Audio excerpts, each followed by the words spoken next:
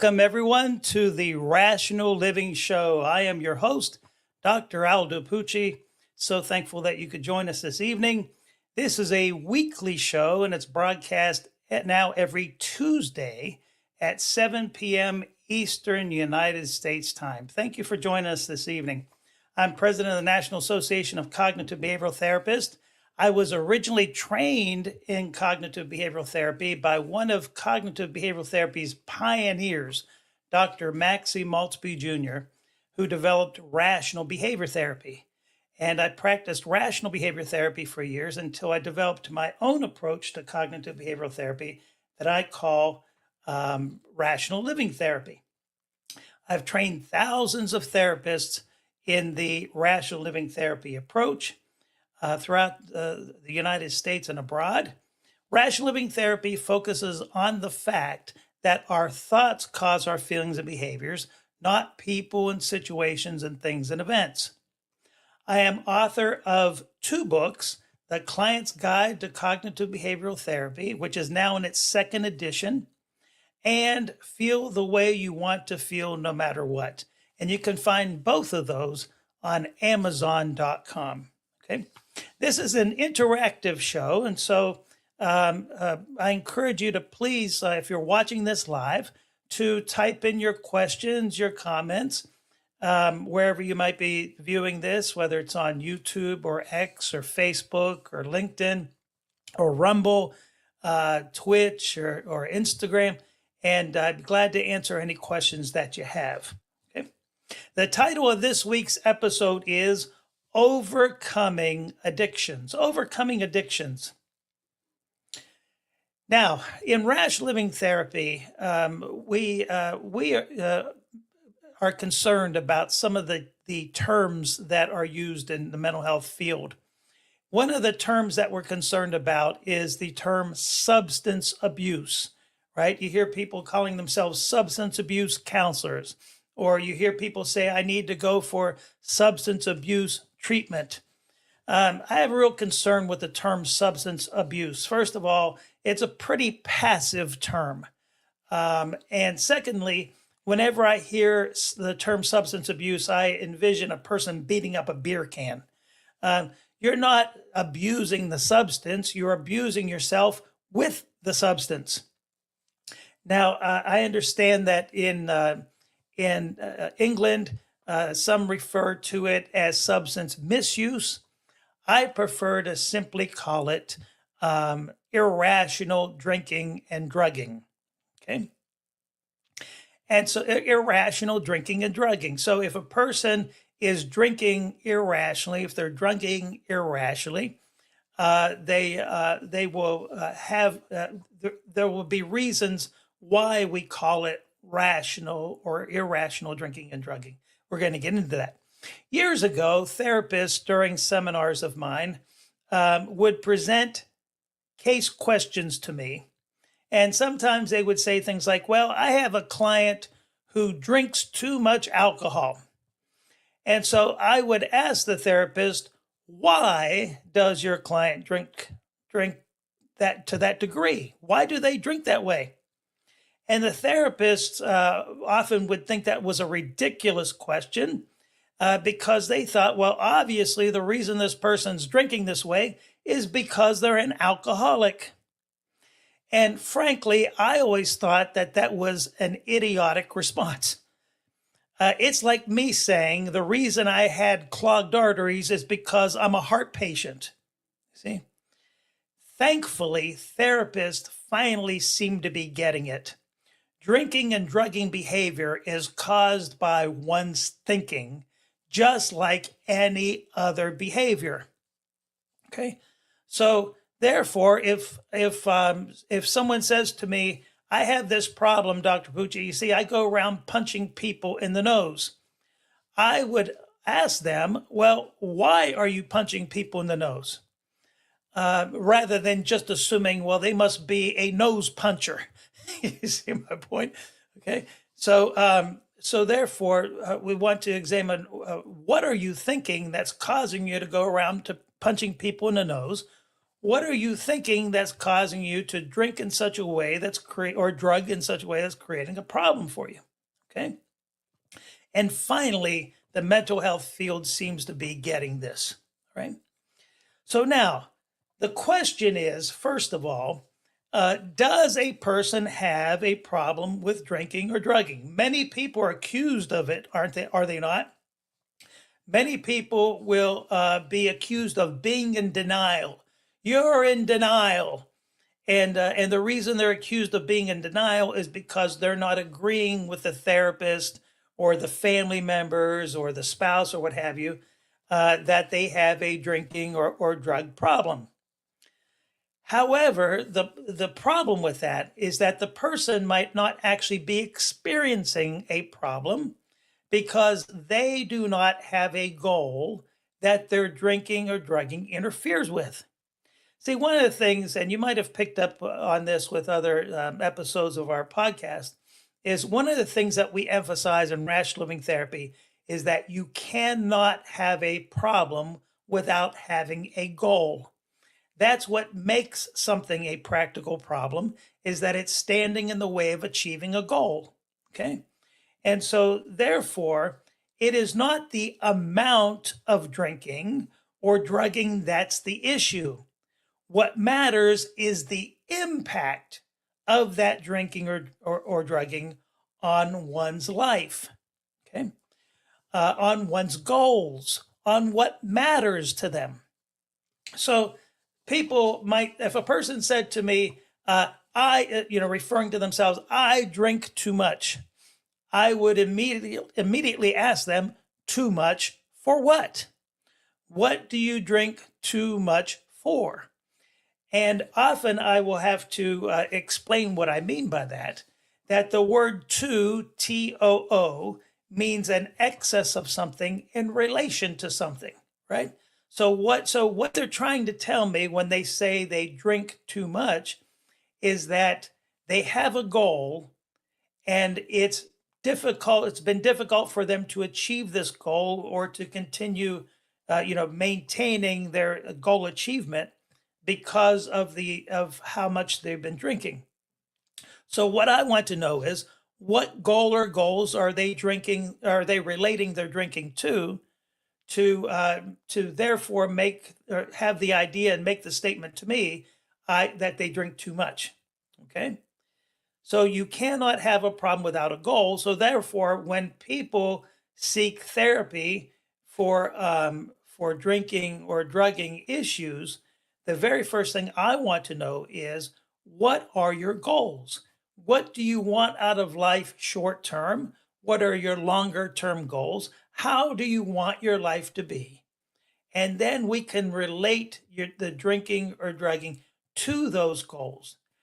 Is behaving that way contrary? Is it making it more difficult for you to achieve your goals? If so, then that drinking or drugging is irrational for you. But the point is in rational living therapy, we're not hung up on amounts. Sometimes in the mental health field, therapists will hear, well, this person drinks a 12-pack of beer a night, and so the assumption is, well, they must have an alcohol problem, when in fact they might not have any problem at all. They're not experiencing any health problems. There's no anticipation by anyone that they're going to have health problems. It doesn't interfere with any goal that matters to them. So apparently that 12 beers, and I use that as a more extreme example, is not irrational for them. However, if a person were to drink half a beer and try to beat up police officers, then that half a beer would be irrational for them. You see, this is the point, is what kind of effect does this out drinking alcohol have on you? And is that effect contrary to your goals? Do you end up doing things that later on you wish you hadn't done, that you have a very difficult time undoing, or correcting whatever mistake you might have made because of the use? And by the way, if you are a therapist and you would like training in rational living therapy, I encourage you to visit our website, cbtonlinetraining.com. That's CBT online training, all one word, .com. Okay. So it looks like we have a question here. Do you believe in the disease model or multifactorial approach? Well, I'll put it to you this way. Years ago, I thought it, I suppose, a good idea or sometimes even necessary to debate with people whether or not alcoholism is a disease, or drug addiction is a disease. And what I eventually realized was that there wasn't much point in debating that. Um, all I concern myself with is, does the person have enough voluntary control over their behavior to change it? That's all I want to know. Whether you call it a disease or not a disease, does the person have enough voluntary control over their behavior to change it? And as a matter of fact, Alcoholics Anonymous, Narcotics Anonymous, and groups like that depend on voluntary control over behavior to some degree, because a person develops an urge to drink alcohol. What are they told to do in AA when that's the case? Call your sponsor. What is that? Voluntary control over behavior. If people did not have at least that amount of voluntary control over behavior, they would have to live together like in a commune or something like that, and watch each other constantly. Okay. So even AA depends to some degree on voluntary control over behavior. So that's also because sometimes the disease type of mentality leads people to believe that they do not have voluntary control over the behavior. So that's what I work at correcting. So if you find comfort in calling it a disease,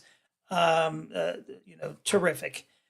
Just as long as you realize that you have enough voluntary control over behavior to change your behavior, to learn how to change your behavior, and to stay that way. The new rational way. That's all that matters to me. Okay. Ultimately. And great question. And speaking of that, drinking. So what do we say here? Drinking and drugging behavior is caused by our thinking, and it's maintained by our thinking. It's maintained by reinforcement, what we call the behavioral loop in rational living therapy, and just like any other behavior. So for a person to drink beer, for example, they have to decide to drink a beer. They have to pick it up, open it, put it to their mouth, and pour it down their throat. They have to think to do that. In other words, the can doesn't fly off the table, open itself, and pour itself down one's throat. Now, what happens is the more a person drinks during a drinking episode, the less they might concern themselves with, and perhaps to a degree, after a while, if you drink enough, the less voluntary control a person has over their behavior, because their frontal lobe, what you use to start behavior and to stop it, gets pickled, becomes numb, and so therefore you have less voluntary control over your behavior than you normally would. Okay, so what we want to examine is what thinking causes you to drink or drug to begin with. What thinking causes you to drink or drug irrationally, and then let's work at helping you to correct that. So Ultimately, all irrational drinking and drugging is an attempt to cope with things. Okay. But what a person is attempting to cope with will vary from person to person. For some, and by far the most common reason uh, uh, that people think they have to use it to cope with something is what we call in rational living therapy distress intolerance. In other words, a person is feeling depressed or angry or anxious about something, and they believe sincerely that they cannot stand, they cannot take, they cannot tolerate feeling that way, and they have to do something about it to stop feeling that way. Okay?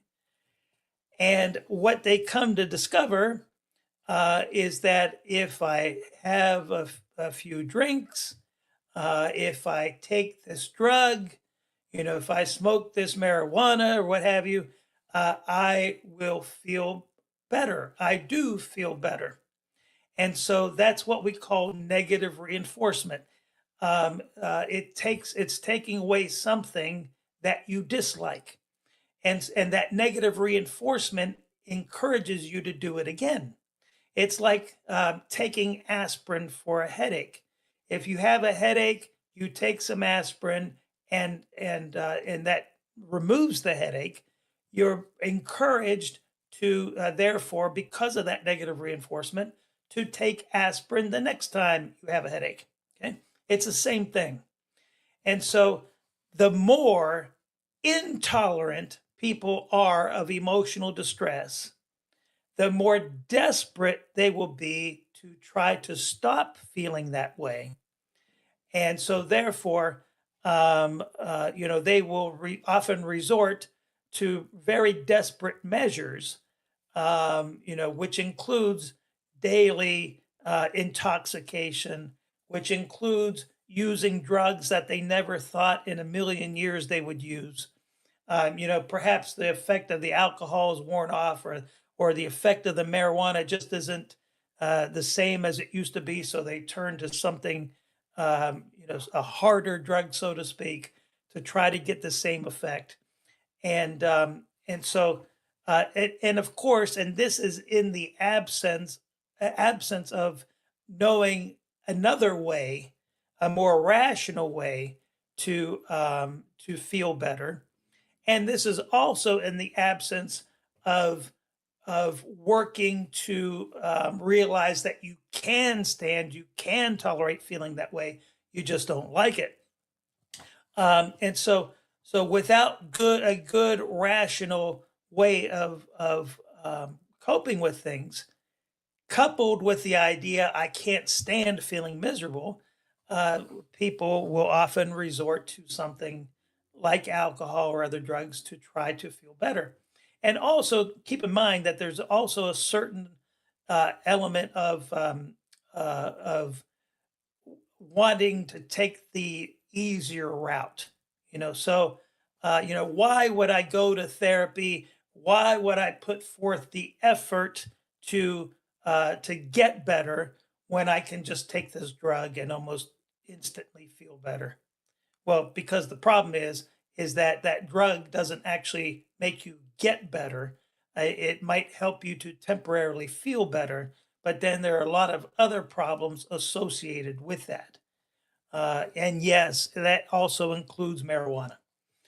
Um, so distress intolerance by far is the most common reason. Trying to medicate oneself with so of course, if a person sincerely believes I cannot stand feeling this way, and they therefore equate it with a life or death situation, of course they're going to be desperate to try to do something to feel better, and so it's no wonder they turn to something that they think very well might make them feel better, and when it does, then it's no wonder they continue doing that.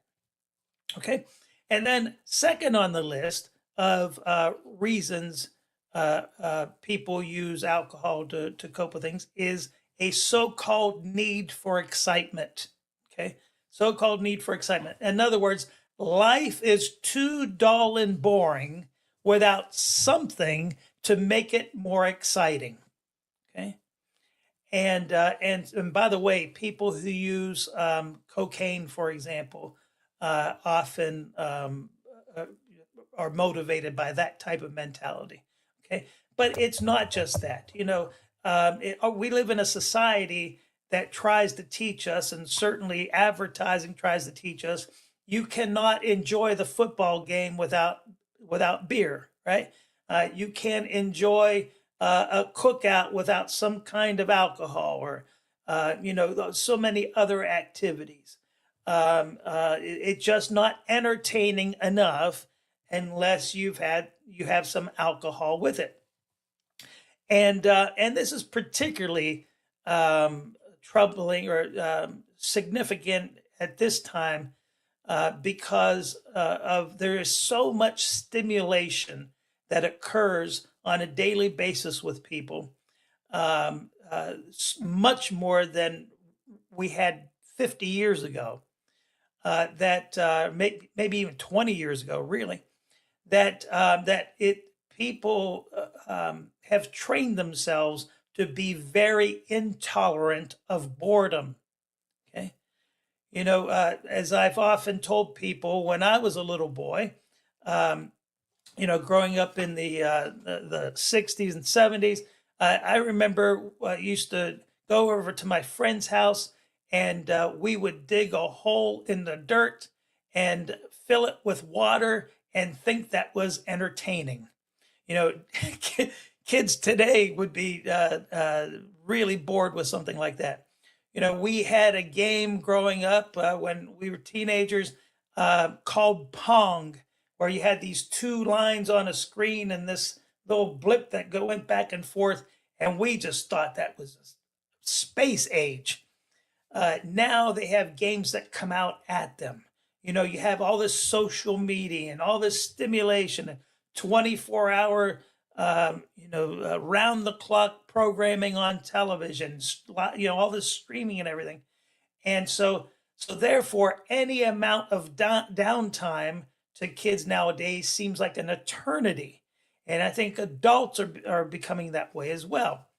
And so I can't, people often think I can't stand boredom. I have to do something to entertain myself because I just can't stand to be bored. And so therefore, often they will turn to alcohol or other drugs to try to make life more entertaining rather than, instead of working at tolerating boredom. Okay. Then there is a so-called, as a matter of fact, so many times you ask teenagers, parents might bring their kids in because they've been smoking marijuana or something. So I'll ask the child or the adolescent, well, why do you smoke marijuana? What else is there to do? That suggests, a so-called need for excitement, okay, and intolerance for boredom. The third is a so-called need for companionship. Okay, and so sometimes people, because they make themselves miserable over being by themselves, or what a lot of people call loneliness, they will try to cope with that by drinking or drugging. But what this will often lead to as well is finding companionship with those who drink and drug because they can fit in that way. Okay, so in other words, a person might say, well, at least I can count on my drinking buddies down at the bar to be there every night. I know all I have to do is go down to the bar and drink with them, and I'll have companionship, and we'll laugh, and we'll pass the evening with each other, and I won't have to sit home by myself. A lot of teenagers get involved with drugs because they're not fitting in with other groups, but they know, hey, if I join this group with what they're doing, I'll fit in and they'll accept me, and and that's how it starts and how it's often maintained. This so-called need for companionship, where so therefore obviously it's very important to correct that so-called need for companionship. No, I want companionship. I prefer companionship. I don't like to be by myself, but I can take being without it because I don't need it. I only want it. Therefore, I don't need to do anything desperate to try to get it, like use drugs just so that I fit in. Okay. Same with the so-called need for excitement. I prefer to be entertained. I don't like situations that appear boring to me, but I can stand it. I can take it, and I certainly don't need it to do anything desperate to try to avoid it. And I can stand feeling depressed, angry, anxious. I don't like it, but I can stand it. And there are much more rational ways to feel better than to drink or drug myself silly. The fourth category of motivators is performance enhancement. So, I do much better at public speaking if I've had a couple of beers before I get in front of people.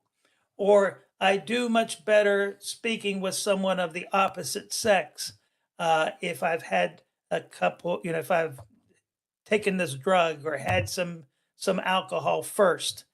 I'm much more fluent. Or I lift a lot more weights if I take these steroids, or things of that nature. So, or I study, I can stay up all night studying for my exam if I take this Adderall that I bought off the guy, off the street. So performance enhancement. And often that's based on the idea that I must perform well. I have to do well. It would be horrible if I were not effective in this social situation. It'd be horrible if I flunked this exam or what have you. So therefore, I must do something desperate to try to do well in those situations. And so obviously we work at correcting that. No, I prefer to do well. I would rather do well. My strong preference is to pass this exam or to do well. But it will not be the end of me if I don't. It will only be inconvenient and unfortunate. And so therefore I need not do something desperate to try to achieve it. And then there's the last category, and that is what I call the inevitability of use motivation. Inevitability of use. In other words, this is reflected by mentalities like, you see, I come from a long line of drunks, and so therefore, how could I not drink myself? Since I come from a long line of drunks. Or look at this neighborhood I live in and all the drugs around me. How could I not use drugs living in this neighborhood? Okay. Or look at the person I'm married to. How could I not use drugs to cope with the person that I'm married? So this is what I call the inevitability of use, as if somehow it's in my genetic code, or somehow my environment dictates that I have to use. There's no way around it. And it's all intelligent sounding noise. It's just nonsense. Um, and um, and so again, does the person have enough voluntary control over their behavior to change it?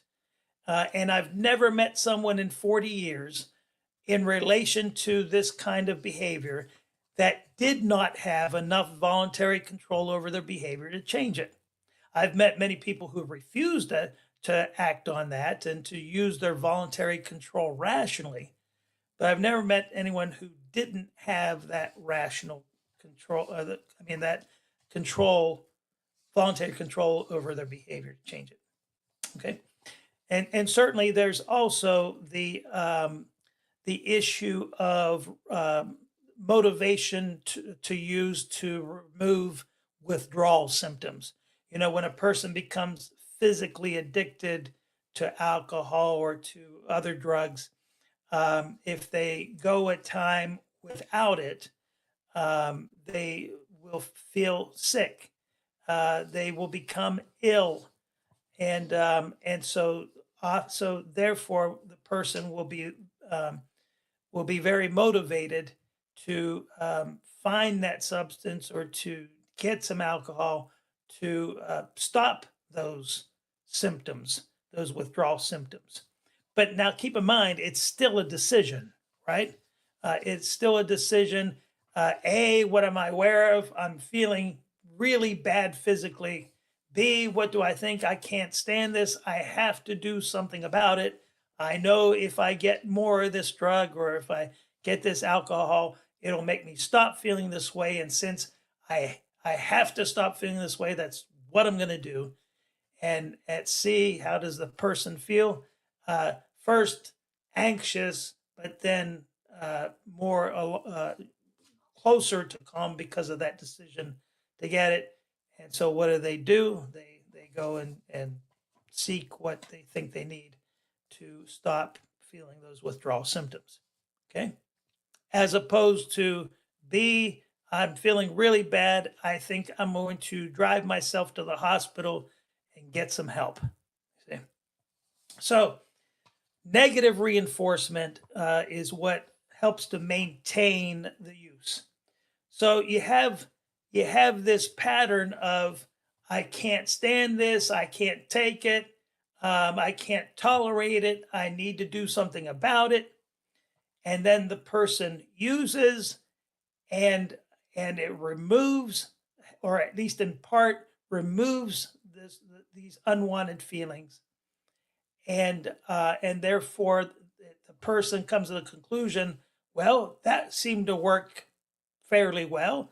I think I'll do it again the next time. Um, but it also helps to reinforce the thought. In other words, I wouldn't have taken this drug or drunk this way if I really didn't need to, but if I really could stand it. So this helps to prove that I can't. Otherwise, I wouldn't have done what I did. I wouldn't have drunk or drugged. But no, all it proves is that you thought you couldn't stand it. It doesn't prove that you can't. It proves that you thought you couldn't. Okay. So ultimately, I have never met someone who had a drinking or drugging problem, but I've met many people who had a distress intolerance problem, a need for excitement problem, a need for companionship problem, etc. And they dealt with those problems by drinking or drugging. So therefore, to help a person actually get better, we work at helping them to correct those reasons for drinking and drugging irrationally. Okay. All right, and remember, this is a live show, and we encourage you to. I encourage you to type in your questions. Be glad to answer any that you have. Okay, so please do so, or any comments that you'd like to make as well. Okay, so sometimes alcohol and drug use are influenced, are encouraged by physical factors. For example, sometimes people are motivated to drink alcohol because of alcohol, and often beer in particular, because of an overgrowth of candida. I remember clearly years ago someone who was had a strong craving for beer specifically, and he came to me, and I'm a naturopathic counselor as well. And I asked him to stick out his tongue, and he had this thick white coating on his tongue. I asked him some other questions. I asked him about if he had heart palpitations. He certainly did. I asked him if he craved sugar. He said absolutely. I asked him if he craved chocolate. He said sometimes he tears the house apart trying to find chocolate. And so I said to him, I strongly suspect you have an overgrowth of candida. He admitted that he had taken antibiotics like 3 or 4 times in the past year, which often will remove the good bacteria from your intestines, and therefore allow an overgrowth of candida. And so candida feeds on sugar, and so it gives your body the craving for sugar. And one of the things that a person might crave is alcohol because that provides sugar. So we encouraged him um, to take some supplements to help with the candida, and it removed and magnesium deficiency as well, and it removed his craving for alcohol. I mean, this was someone who would um, open 3 cans of beer and chug them as soon as he got home from work. So he did very well once we corrected the, um, the underlying cause or reason. Now, of course, he still had to decide to. So it's not like his thinking didn't have anything to do with it, but he was very much prompted by this sugar craving, not realizing that it was candida. Okay. Sometimes people are motivated to smoke cigarettes because of low blood sugar problem. So the nicotine and other substances help to encourage a release of glucose and raise blood sugar level. And also, people with hypoglycemia can have sugar cravings as well, and crave alcohol. Okay? If a person very much craves chocolate and says, "I'm addicted to chocolate," you know, uh, I just go crazy if I don't have chocolate, and especially if they feel like they have skipped beats with their heart, and they have muscle cramps and things of that nature, have difficulty sleeping, they most likely have a magnesium deficiency. Okay, and so we encourage them to check that out. See, we have another question here. Conventional wisdom states alcoholics have a new drive added to their brain: food drive, drink drive, sex drive, alcohol drive. What about the brain scan? Well, um, here's what I say. If a person has some compelling reason to stop drinking without correcting the reasons why they drank, I'm just using drinking as an example, then they might turn to other things to try to take care of whatever function alcohol had. So if drinking alcohol provided entertainment, but they have some compelling reason, personally compelling reason to stop drinking, then but they don't correct that idea. Life must not be boring. I have to have excitement. Then they'll try to get excitement some other way, perhaps by eating or sex or what have you. So that's what we're looking for is working at correcting the reason why, and when we do that, we find that the person doesn't try to substitute something else to serve the same function. Okay, all right, great question. All right, so now, so some nutritional deficiencies. Let me share with you that can be caused by irrational drinking or drugging. Okay, at the top of the list is vitamin B1. A vitamin B1 deficiency, or thiamine, is very common in people who drink on a daily basis. For example, drink alcohol on a daily basis. And it's important for brain functioning, nervous system functioning. Your heart needs it. And what will often happen, especially, the more deficient a person is in B1 with B1, you'll see confusion, poor balance, eye movement problems, memory problems, sometimes neuropathy, and sometimes even swelling of the brain. Okay. So a B1 deficiency, certainly. And so it's very common when people are detoxifying from alcohol, that it's discovered that they are deficient in B1. And so it's important for them to get um, have that have their level of B1 restored, certainly. Okay, folic acid as well. You need that. So a deficiency of folic acid will cause anemia, fatigue, mouth sores, etc. B12 also needed for the nervous system and the production of blood cells. All the B vitamins are affected, but especially B1. Magnesium, you can develop a magnesium deficiency. Magnesium is very important for heart function, heart rhythm functioning, muscle conduction, nerves, and it works hand in hand with B1 as well. So people often get palpitations and cramps, tremors, anxiety, poor sleep.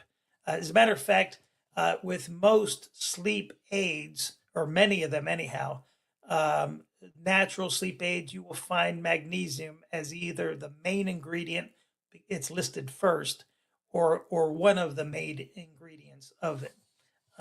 Magnesium helps with sleep, helps to induce sleep.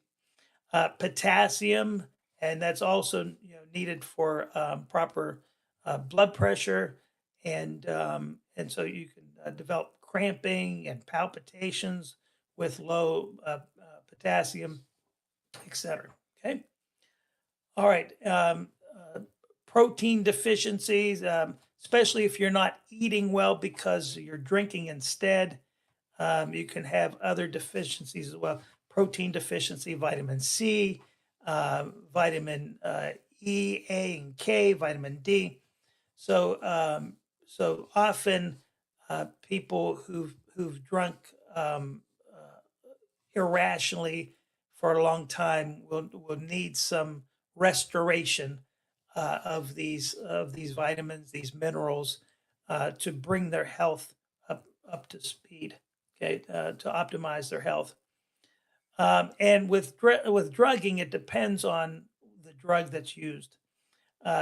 Stimulants often produce a decrease in appetite, and so therefore a person will eat less, and therefore will not have the nutrition they need, and so they'll develop vitamin and mineral deficiencies as a result. Opioids often disrupt eating patterns and gut function. People have a hard time eliminating with opioids, and therefore they develop higher levels of metals in the body, for example, and toxicity, and they'll need a good detox program, natural detox program, to help with that, because they're not eliminating. Okay, and of course, there's so many factors that can be. I mean, the alcohol, the drugs can create so many problems with so many different organs. Okay. So a couple of behavioral techniques before we wrap up today.